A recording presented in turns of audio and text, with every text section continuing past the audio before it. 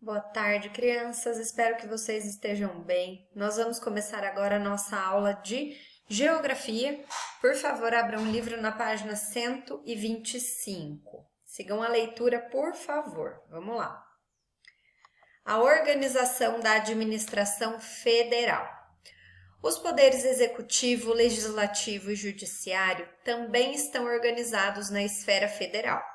Reunidos em Brasília, a capital do país, cada um dos três poderes possui um edifício sede. O Executivo Federal tem como sede o Palácio do Planalto, próximo aos ministérios. O Legislativo Federal, que é onde ficam os deputados federais e senadores, está sediado no Congresso Nacional. E o Poder Judiciário, em sua instância máxima, tem como sede o Supremo Tribunal Federal. Um aspecto espacial importante é a localização dos edifícios sede dos três poderes.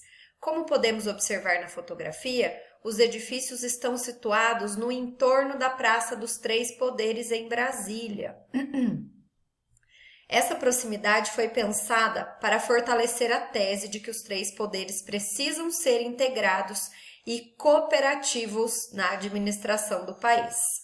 Então, todas essas sedes ficam em volta dessa praça. Para quê? Para isso,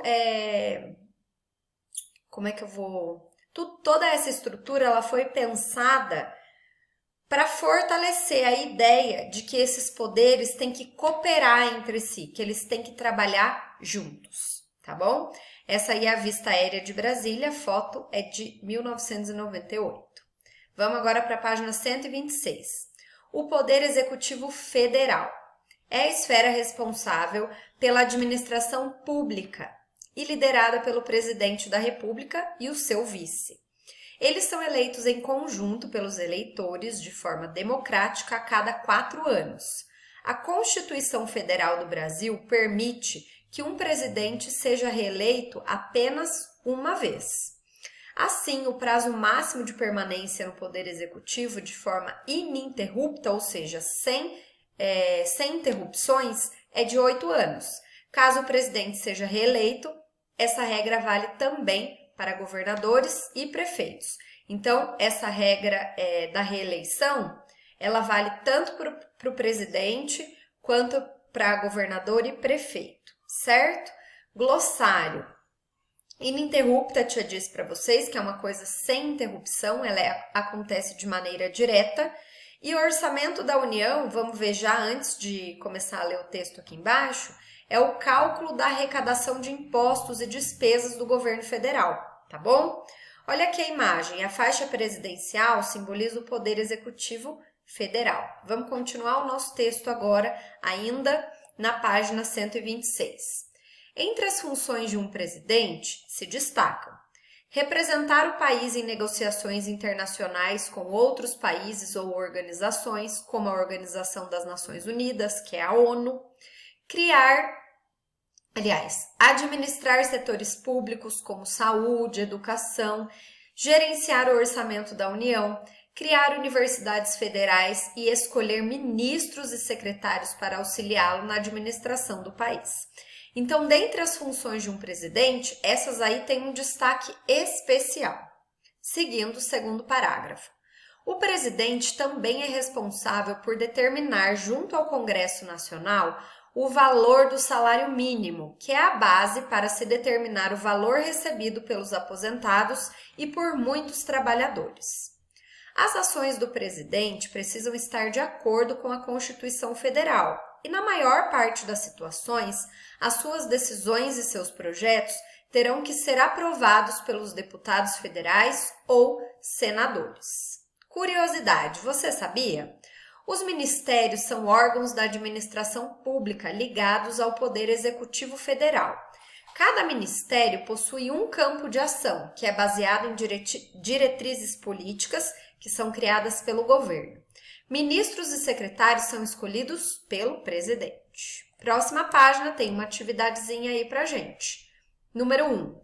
Qual é o cargo representante o cargo do representante eleito a líder do Poder Executivo Federal e quais as suas principais funções. Chamarília acabou de ler isso aí para vocês, crianças, na página 126, tá bom? Então, deem uma retomadinha no texto para realizar essa atividade. Vamos lá, seguindo a leitura. Poder Legislativo Federal. Senadores e deputados são representantes do Legislativo, escolhidos por meio de votação democrática a cada 4 anos.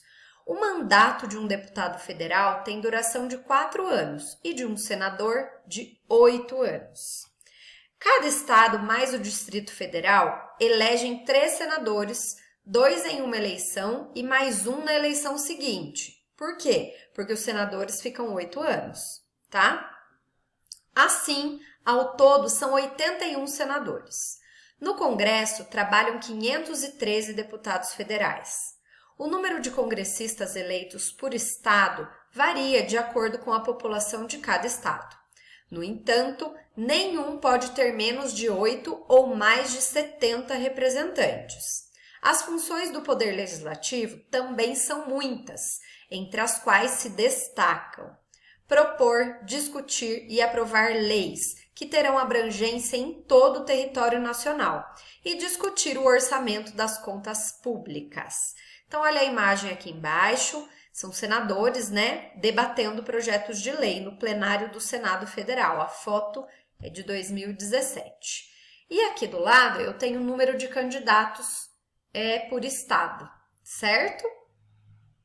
Então, prestem atenção aqui, ó, nos estados e no número de candidatos que cada estado pode ter, tá bom?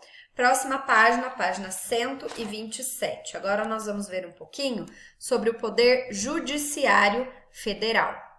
O Judiciário está organizado em vários tribunais na esfera estadual e na federal. Porém, o poder máximo do Judiciário é o Supremo Tribunal Federal, o STF. Ele é composto de 11 ministros, indicados pelo presidente da República e aprovados pelos senadores.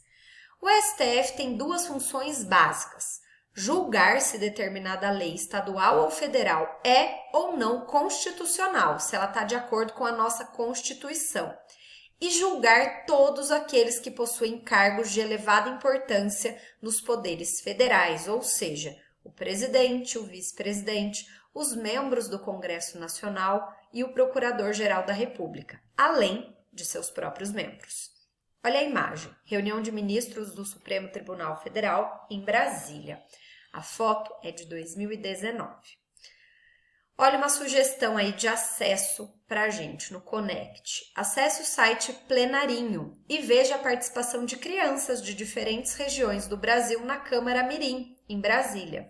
Elas enviam seus projetos sobre variados temas: educação, saúde, segurança pública, meio ambiente, agricultura, mobilidade urbana, acessibilidade, entre outros. Está disponível, crianças, nesse endereço eletrônico aqui, tá bom?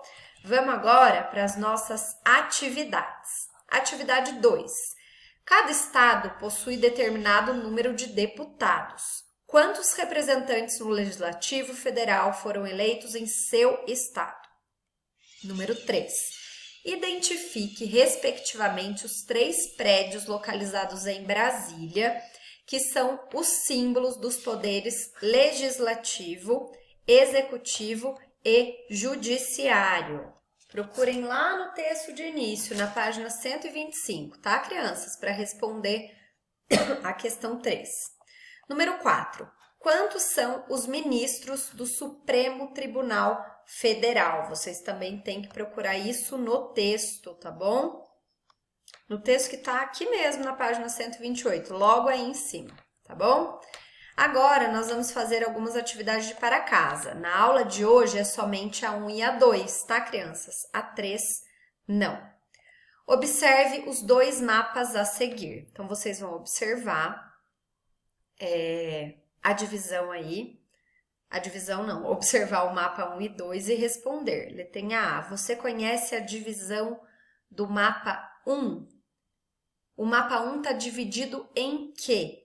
e aqui ele se refere. E no mapa 2, aqui se referem às divisões no interior do mapa. Nós vimos isso, gente, lá no início do capítulo. Então, retomem para fazer a atividade, caso vocês tenham dúvida, tá? E número 2. O Brasil é uma república federativa. Dessa forma, é possível que o município crie suas leis de forma independente. Então, de acordo com o que nós estudamos também lá no início do capítulo, o município, ele pode, crianças, criar suas próprias leis, certo? Vocês podem retomar o texto da página 118, que fala sobre isso, tá bom? Por hoje é só, lembrem-se que a atividade 3 não é para fazer, tá bom? Por hoje é só e qualquer dúvida é só me chamar. Um beijo!